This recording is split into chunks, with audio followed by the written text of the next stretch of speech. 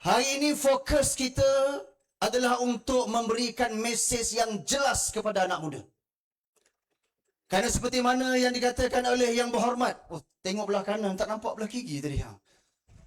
Yang Berhormat Yang Berhormat Puan Mardiah selaku Ketua Pengarah Amirah Malaysia, bahawa peratus pengundi anak muda di Johor ini hampir 50%.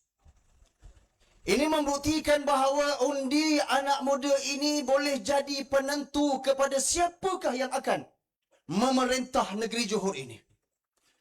Maka sudah pasti hari ini kalau lihat banyak handset, 1, 2, 3, 4, banyak handset, dan juga dibuat secara live, bertujuan untuk memberikan penerangan secara jelas, khususnya kepada anak muda ini, kenapa mereka mesti mengundi Perikatan Nasional.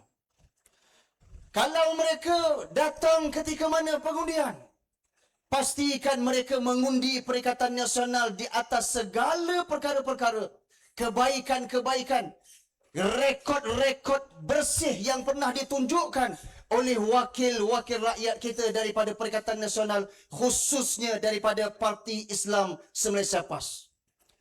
Kalau sebentar tadi Yang Berhormat Puan Mardiah menceritakan berkaitan dengan kelebihan bagaimana urus tadbir kerajaan negeri Kedah, yang saya sangat yakin bukan sahaja Wabi Mardiah, selepas ini Yang Berhormat Ketua Pemuda juga akan mungkin menceritakan berkaitan dengan bagaimana Yang Berhormat Abang Sanusi kita mentadbir kerajaan negeri Kedah dengan begitu baik, dengan begitu bersih, sehingga mendatangkan pelaburan-pelaburan yang disebut tadi nombor 1 tertinggi di Malaysia.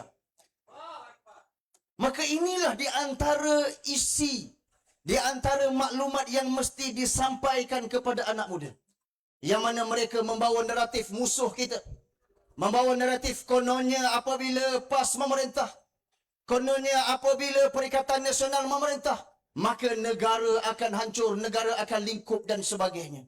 Sedangkan fakta menunjukkan berbeza daripada apa yang disebut. Berbilion-bilion